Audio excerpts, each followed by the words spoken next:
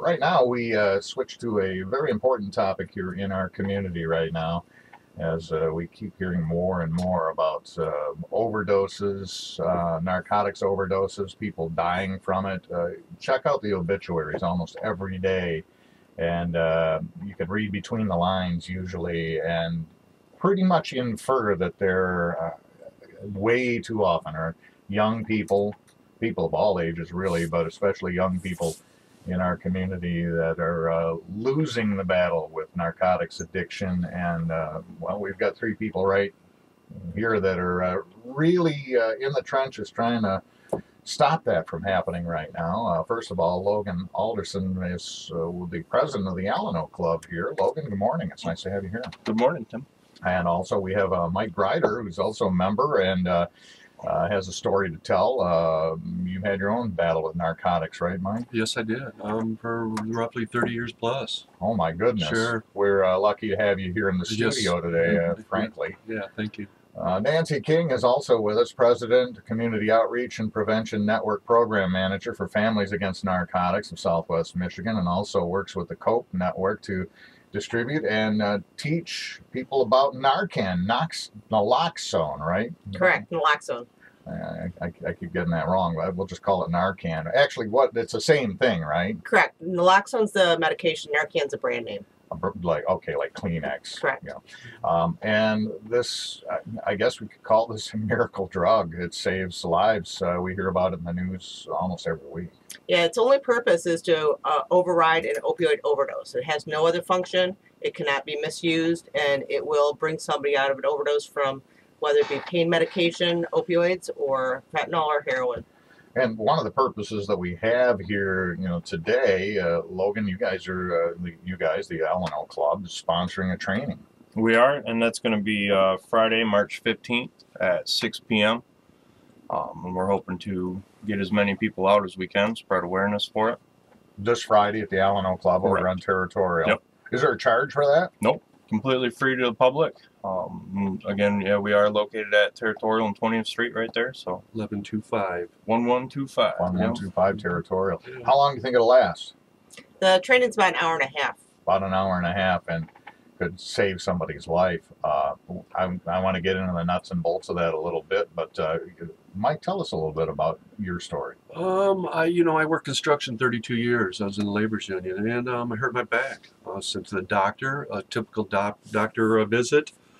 Took that first painkiller, and I was off to the races. So with the tolerance level with the taking painkillers, you have to take more to get the same effect. So it started out as 1 or 2, like the prescribed, and then it was 5, and then it was 10, and then I was up to 40 biking in a day if I get my hands on it. And then when that quit working and it got so expensive, I turned to heroin, which $10 would last all day, and then it ended up being 12-pack of heroin per day, snorting 12 packs a day if I get my hands on it. Otherwise, I'm sick in bed with withdrawals. Wow. Yeah. While you've been there, it's not the kind of thing you could just quit doing without a risk. I mean, you physically are at risk through withdrawal. When I'm back, so I'll be 7 years clean next month, and back when I remember using, I never heard of the word Narcan, and so just to, 192 people will die today from an overdose, and that sets out this tone of for what Nancy does, and opens that door to, so my parents, if I would have died from this, they would have never got that chance to experience this wonderful relationship we now have, just because of me not being introduced to Narcan like Nancy does today. So I really, my hat's off to her, what she does. Yeah, and if there was a miracle drug that could save a life, why wouldn't you want to use it? Correct. But I did pose a question to Nancy when we were talking on the phone yesterday that, if a heroin addict knew that they had this get out of jail free card to keep them alive, would that make them use more? And Nancy, your answer was, well, when you get to that point, you have no choice but to use. It wouldn't matter. Do you agree, Mike? I agree totally. Yeah. Yeah. So it's not going to cause more people to to engage in narcotics use, but it is saving a lot of lives. Yeah, definitely. It's a drug that its only purpose is to override that opiate overdose. So when somebody is at that point of it consumes them, and that's what's unfortunate about this drug is it's very consuming. It's psychological, it's physiological, it's ritualistic, it's habitualistic, and that becomes the focus of their life. And by saving a life gives them an opportunity for recovery, because once they're dead, there's no more choice. And nobody knows that better than you, Nancy. Tell us a little bit about Marissa. So my daughter was diagnosed in middle school as being depressed, and we did the typical route, put her on antidepressants, got her into therapy, but she was introduced to substances during high school from her friends. It was, anti-anxiety medications, Adderall, just different kinds of medications that she was trying to use to help cope. And in 2009, somebody introduced her to heroin. And I know she'd had Vicodin or whatever from doctors, dentists, things like that. So she had an introduction to it. But once somebody introduced her heroin, it was downhill from there. And just like Mike said, once you got there, it was off to the races. Exactly. And unfortunately, you lost your daughter. And 2009 is when she started using. In 2012, I got that call that no parent ever wants to get, but is always expecting. And they simply said, "Are you sitting down?" I knew my daughter was dead. Boy, always expecting. And I'm so sorry to hear that. And I'm so grateful to hear that out of that, you've learned a lot, and now you're helping other people educate them and saving lives. I mean, I can't even ask you how many lives you think you've saved through your training. There's no way to know, but just the idea of it. I mean, when we have this training Friday night over at the Alano Club, who knows how many lives could be saved just from that? Yeah, that's definitely our goal, is to try and spread the word and let people know that we are here. Tell me how the drug is administered, how it works. Narcan or naloxone, as that's the real name for it. There are 3 different methods of introducing it to the body? Correct. One is through intramuscular, and that's the least expensive way to be able to do it. So many of the community-based organizations do intramuscular naloxone distribution.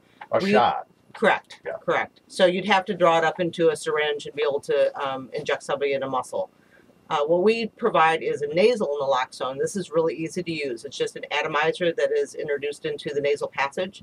It is about absorption, so it is not them breathing it in, and that's why we often recommend people continue with rescue breathing while that is taking effect.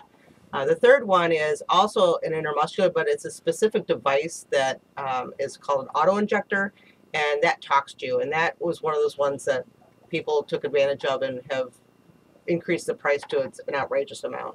So it's like the thing on Star Trek where they just give you a shot. Right. Literally is.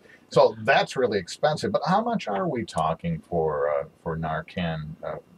How much would it cost for a dosage to save someone's life? Well, it depends on how you're getting it. Since we're a distribution organization through the state law that was changed in 2014, we can get it at rates even better than pharmaceutical companies. So if somebody were to walk into a pharmacy because of the standing order, they can do that, but it would be a copay. So that could be anywhere from $10 to $150 to, I think I had a pharmacist tell me it retails about $250. So fortunately, with our program, through a grant from Southwest Michigan Behavioral Health, it doesn't cost that amount. It's about $75 for 2 doses. $75 for 2 doses, and then you're talking the nasal Correct. version. Yeah. Wow. So you mentioned that they don't have to be breathing because it's absorbed through the membranes. Correct. So is the nose the only place that works? Or it does. Well, for the nasal, yes. So the nasal passage is going to be the only way to be able to administer it. Unless they have something significant going on in their nasal passage, it will be absorbed. I see. So if they had a terrible cold or infection, it could still save their life. Correct, because that's into the sinuses. So yes, so it's something that can be administered very easily by anyone. One thing that I've read is that the drug, unfortunately, doesn't have a big shelf life. It's about 1.5 years is the recommendation by the manufacturer. Oh, so it has a bigger shelf life than I thought. Yes. So, And that's a recommendation too. So that's, in other words, the company saying, we know at this point it is still going to be as effective as it possibly can be. So like anything, it's going to be able to last a little bit longer than that. And if somebody had expired naloxone, you know, use it. It's either going to work or it's not. sure. And I could see too if organizations had a stock of it, yeah, and we like to think it wasn't being used. I guess probably right now it is getting used. But if it was getting near the end of that shelf life, it could just be moved to law enforcement where it's more apt to get used up before the shelf life goes. And we actually work with law enforcement. So we train law enforcement in 8 counties and firefighters. So we help to provide them with their naloxone that they have. Yeah. And we're talking about a very serious problem here in our community and in communities across the country, the opioid or the narcotics problem that we have. A lot of people die, and right now 3 people that are trying to keep people from dying are in our studio right now. One of them is a recovering narcotics addict, Mike Grider, who has been telling us a little of his story. Logan Alderson is the president of the Alano Club, and Nancy King is doing the training session this Friday on how to administer this drug that's saving so many lives. You've heard about it, Narcan, or naloxone. And, first of all, give us an idea, Nancy, of what you're going to be teaching people, just kind of the nuts and bolts of this. Obviously, we're going to want to be there for the hour-and-a-half session to really know what we're doing, but basically, what do people who save people's lives with this drug, what do they do? Well, one of the things that's important about our training is that we go into more detail than just here's an overdose, here's how you respond with naloxone. It's about creating a compassionate community, helping people understand that substance use disorder is a medical illness and people can recover, but the underlying causes is what we're not talking about. So unfortunately, we've gone very reactive to opioids and the opioid crisis, and many doctors are just cutting people off from opioids they've been using for years for chronic pain. They find themselves not being able to get access to a doctor, and they end up finding heroin. So it kind of sends them down that path. So we really want people to know more than just what an overdose looks like, but what puts somebody in that position to ever be using substances that can be so dangerous in their life. And that's a very important piece to substance abuse. And it's not what they did, it's what happened to them. Mm-hmm. And then we'll talk about how we got to the opioid crisis and also how to recognize and respond in an overdose situation using Narcan.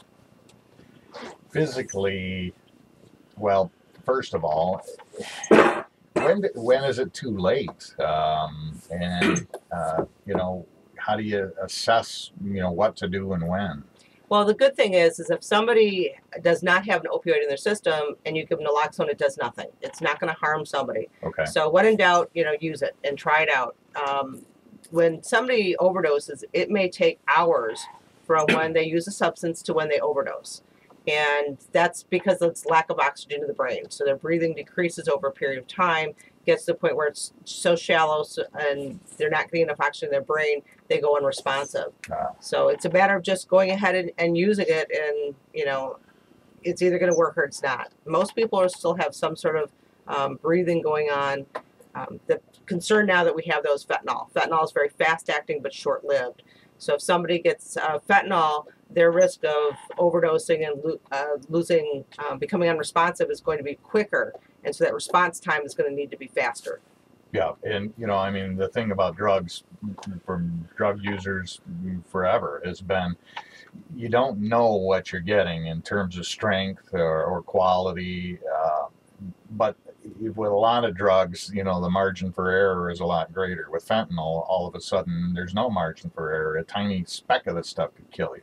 Correct, and that's been one of our biggest challenges right now is more and more fentanyl is being introduced into the communities. Unfortunately, it's very cheap. We have over 3 million people that we're aware of that have an opioid substance use disorder. So we have a country that's ripe for fentanyl to come in, which is a very problematic drug. Well, you touched on it earlier, and it's one of the things I get on my soapbox about right now. It's very easy and convenient for politicians to rail against doctors and rail against drug companies And all we've done so far is made it so that addicts have no choice but to go out on the street and buy heroin or fentanyl. Yeah, it's been a problem because of how we've reacted to opioid crisis.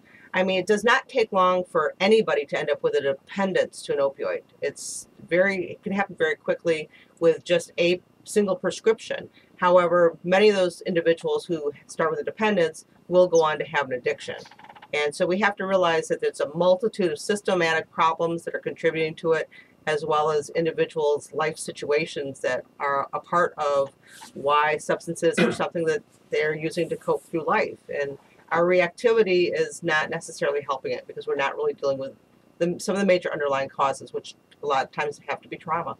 And of course, our Substance Abuse Council and a lot of 12-step groups are actively working in our community to try and educate people and try to save lives.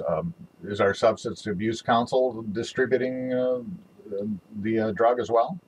Yes, they did receive a grant to be able to do naloxone distribution, and our program is a little bit more community-based and being able to go out to where people are and be able to do presentations whenever we can. We do cover 8 counties, and we've now trained over 6,000 people in overdose prevention and given out about 4,200 kits since December of 2015. Let's say we have somebody in our family that we know is using narcotics, and we're afraid they're almost out of control. We're afraid that one of these days they're going to be the next funeral. What can we do to get some of this drug on hand and have it handy? And what should we do?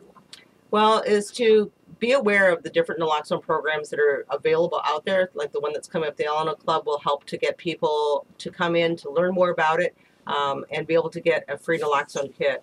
Somebody who is overdosing cannot administer this to himself. It has to be administered by another person. So the more people that we're able to train in how to recognize and respond in an overdose, the better chance we have of saving lives. Once it's administered to someone who has overdosed and is dying, what's their reaction? What's the physical reaction? That can vary. It can vary to how much opioid they have in their system, also how much Narcan that they have to be given. A lot of people just kind of wake up groggy. They remember using and then they remember now, and they're just a little bit they're groggy. They're not really sure what's going on. For some people, it may cause them to become sick and vomit because it does put somebody in a withdrawal. So that can have an impact in terms of how much they have in their system or how much naloxone they've had to be administered. Because of fentanyl, we're seeing higher doses of naloxone having to be given to override the overdose. Very interesting. Logan, the Alano Club has been around for a long, long time. It's kind of been help central for an awful lot of people in this community. Just give us an overview of and let us know that you're there. Correct. We offer, I believe, 13 groups right now, and it's not just for the addict. We also have stuff for alcoholics, and we have programs and services in place for family members too, mothers, daughters, sons, and that's something that we, one of our mission statements, part of our mission statement is restoring lives. And it's something that we believe in. We also offer courses and classes like this. We also run events pretty much all summer, usually first Saturday and last Saturday of the month. Every month reoccurring, we have different kinds of events going on up there, and they're all free. So it's something definitely to check out. Fantastic. One of the biggest barriers to addicts recovering, and I think you can attest to this, Mike, and also their families, is that feeling of isolation and shame, and all of a sudden now we don't know what to do, or we can't do anything. We're paralyzed to do anything, and then it's too late. Mothers and fathers are in a real, they only know how to love you. From an addict standpoint, they only know how to love me. They didn't know what to do about this situation I was in, except love me. And loving me almost got me killed. And that's the sad part. We have the best relationship I've ever had in our lives together. Now that I'm in recovery. 7 years. 7 years, yeah. I couldn't stay clean for 7 minutes, literally. So to think about 7 years, and it all started at the Alano Club. And so you're a testament that it's possible, Absolutely. and that you can turn the corner on this, even a narcotics addiction. It's work. Yeah. We just can't just get clean and then think that everything's going to be okay. We have to work continuously every single day of our lives. We have to keep our guard up for the rest of our lives. This will never go away. I'm an addict for the rest of my life, but I'm an addict in recovery. Glad you're here today, Mike. Thank you. And you too, Logan and Nancy, thank you very much. Again, it's 6 o'clock this Friday over at the Alano Club. Free training for Narcan. Might just save the life of somebody you know. Thank you. Thank you very much for being here. Thank you so much.